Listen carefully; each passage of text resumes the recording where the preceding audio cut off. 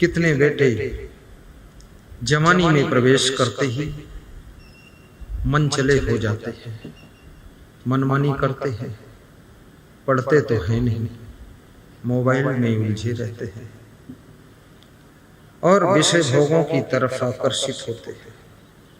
कितनी बेटियां जवानी में एंट्री करते ही माँ बाप की इज्जत को दांव पर लगा देती है और चंचलता करके कई बेटियां भाग भी जाती हैं, कई बेटे भाग जाते हैं। ये मातृभक्ति नहीं है, पितृभक्ति नहीं है, कुटुंब भक्ति नहीं है। जिस कुटुंब में तुम्हारा जन्म हो, पालन पोषण हो, उसके सम्मान को मिटाने का तुम्हारा कोई हक नहीं है, उसके गौरव को गिराने का तुम्हारा कोई अधिकार नहीं है।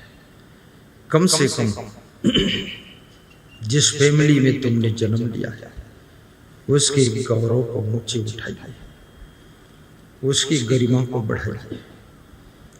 कितने आश्रमों में शिष्यों ने ही आश्रम को बर्बाद कर दिया। ये शिष्य का धर्म नहीं है। जिस आश्रम में गुरुदीक्षा लिया, जिस आश्रम में साधु भेष लिया, जिस गुरु के पास में, कम से कम वहां हेल्प नहीं कर रहे हो, कोई बात नहीं, पर उनको नीचा दिखाने की कोशिश मत करो। अपने गुरु को नमस्कार करो और अपने आश्रम को उन्नतशील बनाने के लिए चिंतन करो। आपका जीवन मंगलमय होगा। क्योंकि याद रखना, भक्ति का स्वरूप बहुत बड़ा स्वरूप है। ये छोटा मोटा स्वरूप भक्ति का नहीं है, ये साधारण खेल नहीं है, ये बहुत बड़ी बात है। जिस देश में तुम रहते हो, ये भारत देश, इसको अखंड बनाने का कार्य कीजिए। ये भारत की महिमा को समझिए। विश्व के चुने हुए देशों में से भारत का भी नाम आता है। हिंदुस्तान ये साधारण देश नहीं है। आज भारत देश की भव्यता बहुत बड़ी हो चुकी है। America, London, France, German, Japan, China, रूस, यूक्रेन आदि विभिन्न देश भी भारत देश को याद करते हैं। लंका भी आस की दृष्टि से भारत को देखता है, कुछ सहारा मिल जाए। नेपाल भी भारत की ओर आसरा रखता है कि कुछ मदद करते हैं। याद रखना, आज का देश तुम्हारा गरीब नहीं है, भिखारी नहीं है। ये भारत देश दाता देश है। ये कई देशों को देता है। तुम दानी देश में रहते हो और जिस घर का मुखिया, जिस प्रदेश का मुखिया और जिस देश का मुखिया बुद्धिमान होगा, जिम्मेदार, वफादार, ईमानदार, बहादुर होगा, परिश्रमी होगा, वह देश, वह आश्रम, वह गांव, वह घर बहुत उन्नति करेगा, बहुत क्षमतावान बनेगा। इसलिए हमेशा बुद्धिमान लोगों को ही, ईमानदार लोगों को ही नेतृत्व करने का सौभाग्य मिलना चाहिए। आश्रम में कोई शिष्य छोटा हो, बड़ा हो, पहले आया हो, बाद को आया हो, नया हो, पुराना हो, घर में देवरानी हो, जेठानी हो, सासू हो, बहू हो, इसका खास कोई अर्थ नहीं।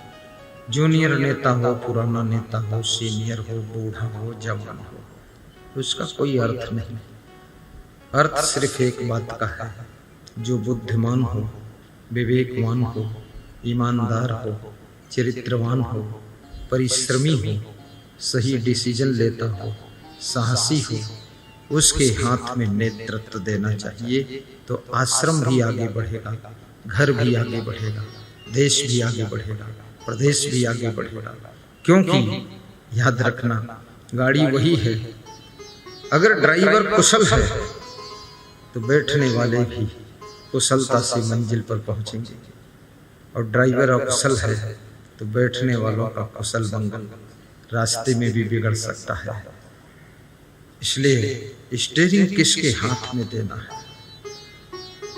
मैंने देखा है जीवन में कई जगह सीनियर जूनियर का लफड़ा चलता है। अब जो सीनियर है वो बुद्धिमान नहीं है, और जूनियर है वो बुद्धिमान है तो सीनियर नहीं है, तो उसको अवसर नहीं मिलता है, टाइम पार हो जाता है।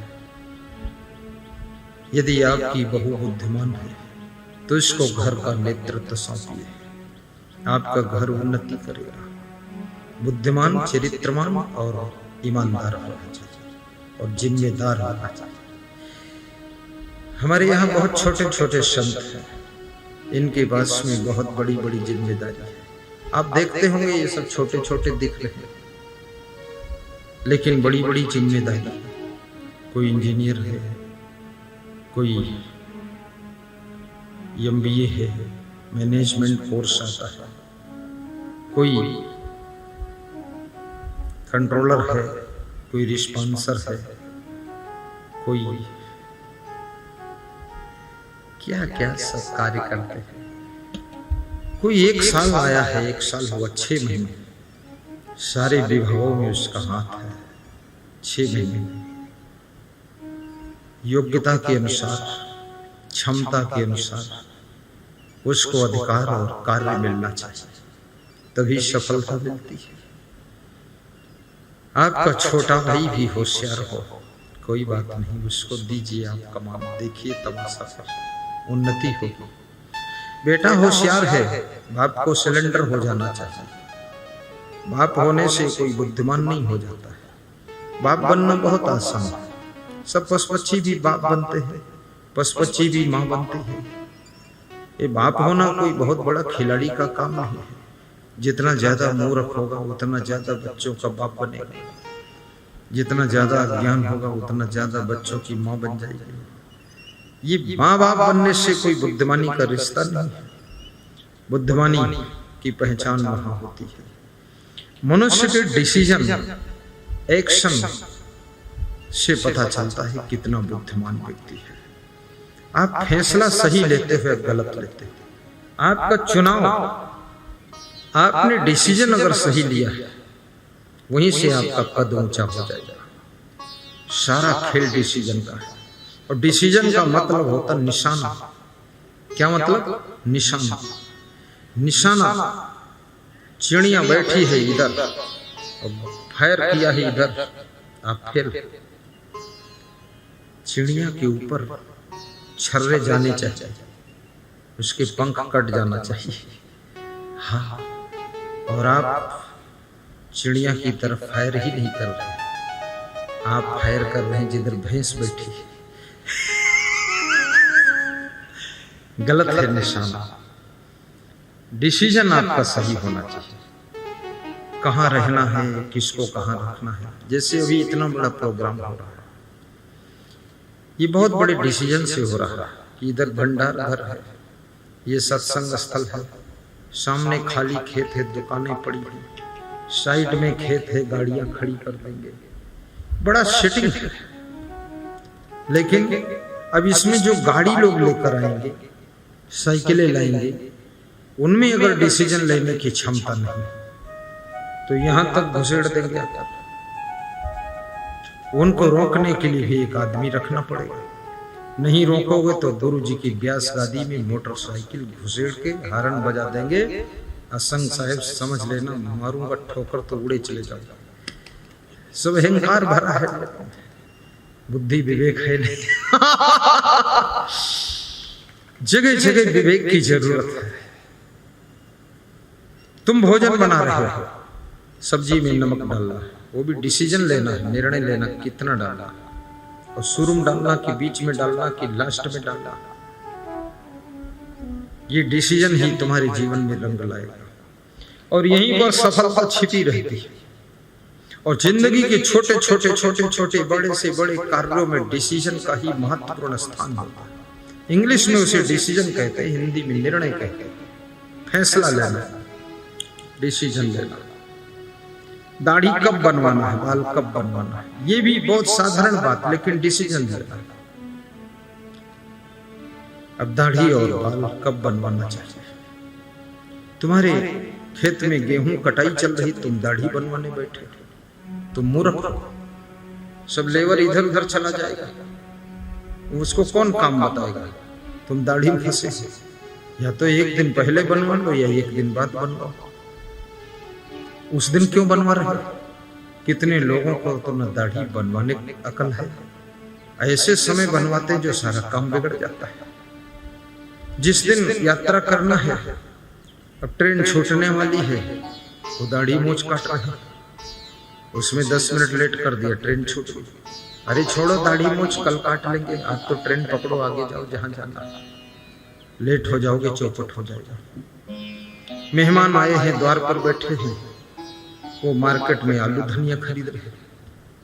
ये तो पहले से पता था आज मेहमान आने वाले, ये आलू धनिया तुम पहले से खरीद लाते, ये लड़के को भेज देते, तुम क्यों गए वहां झोला लेकर घूम रहे हो? हर डिसीजन आपका सही होना चाहिए। झाड़ू कब लगाना, ये भी डिसीजन सही हो। आप बहुत दोपहर में झाड़ू लगाओगे, धूल इतनी उड़ेगी, सुबह सुबह ओस गिरती है, मौसम ठंडा रहता है, धूल नहीं उड़ती। सुबह सुबह झाड़ू लगाना चाहिए।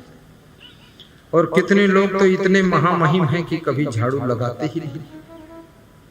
कभी हवाएं आ गई तो उड़ गया, कूड़ा कचड़ा तो उड़ गया, नहीं तो उसी में बैठे रहते, कूड़े कचड़े की बदबू सूंघते रहते।